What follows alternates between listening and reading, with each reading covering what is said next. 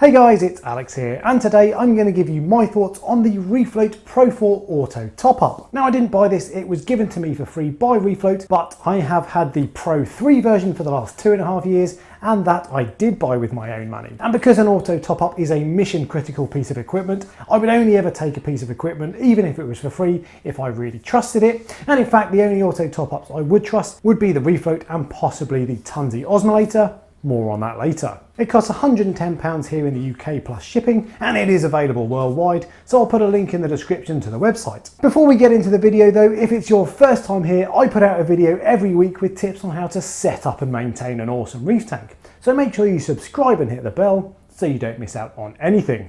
Right, let's get stuck in. For those of you who don't know, when water evaporates from a saltwater aquarium, the salt is left behind and only fresh water disappears. If you replace the fresh water manually, your salinity levels will constantly be swinging, which your corals won't appreciate. And on a 4-foot by 2-foot tank like mine, you can lose around 4 litres of fresh water every day, so it is essential to have an automatic top-up to replace that throughout the day. Red Sea tanks come with a gravity-fed auto top-off as standard, but I personally don't like them, and I find them to be unreliable and require regular maintenance, so a dedicated auto top-off is a valuable addition for me. The Reefloat ATU Pro 4 works differently to most auto top-offs and has some really cool features and redundancy measures. In the box you get a power supply, a 2 meter long flexible hose with a hook to hang on your sump, a surprisingly powerful and silent DC pump with an inlet guard and suction cups to stick it on a glass, and the sensor with control box, plus of course the instructions. As standard, the sensor has a short wire to the control box, which can make mounting the control box inconvenient, but Reefloat will supply a longer cable for no extra charge if, like me, you need to mount the control box away from the sump. The sensor I had on the previous generation Reefloat Pro 3 was a traditional optical in-sump level sensor, but that's been upgraded on the Pro 4 to this non-contact sensor. It sits on the outside of your sump, so the only part inside your sump is a small magnet, safely encased in a waterproof housing. It's the most compact sensor I've seen, and I think this setup will be especially useful if you have an all-in-one nano tank with a very small space for a water level sensor, like the Fluval Evo 13.5. The blue LED on the sensor tells you when the water level is okay, and when the sensor recognises the water level has dropped, the blue light goes off and the pump comes on until the correct water level is restored. Crucially as well, it has a built-in failsafe. With most ATUs, if you forget to turn them off when you're doing a water change, it'll just keep pumping fresh water into your sump until the freshwater reservoir runs dry.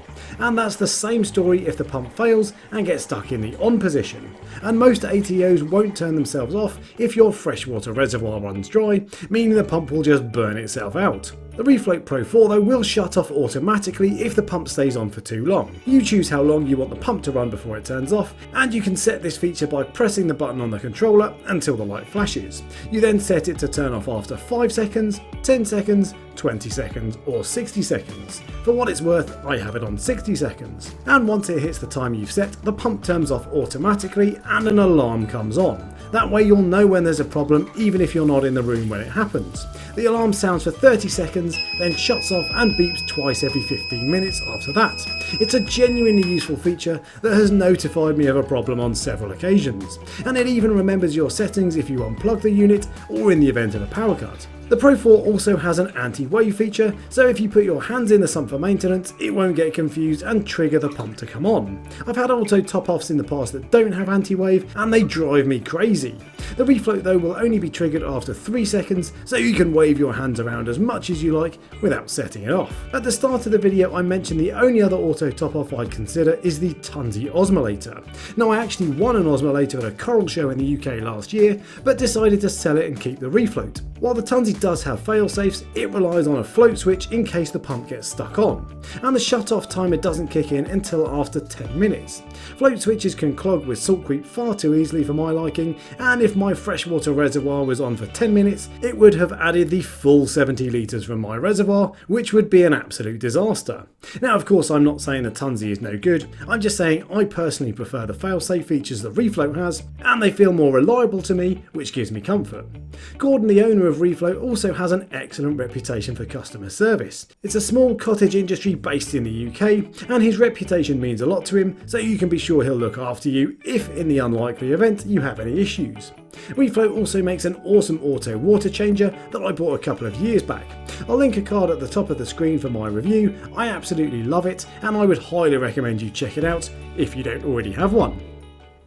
Now, I've only had the Pro 4 for around a month, so I don't know what it's like longevity wise, but I have had the Pro 3 for about 2.5–3 years, and after about 2 years the water level sensor failed. As far as I can tell, it's pretty rare for anything like that to happen with the Reefloat devices, and it gets really good reviews from other people, and Reefloat sells spare parts of all of the pieces of equipment you need, so it was a very easy fix, and the Pro 4 has what I think looks like a more reliable water level sensor, so I don't anticipate that being a problem. If you enjoyed the video, then give me a thumbs up and subscribe for next week, and until next time, happy reefing.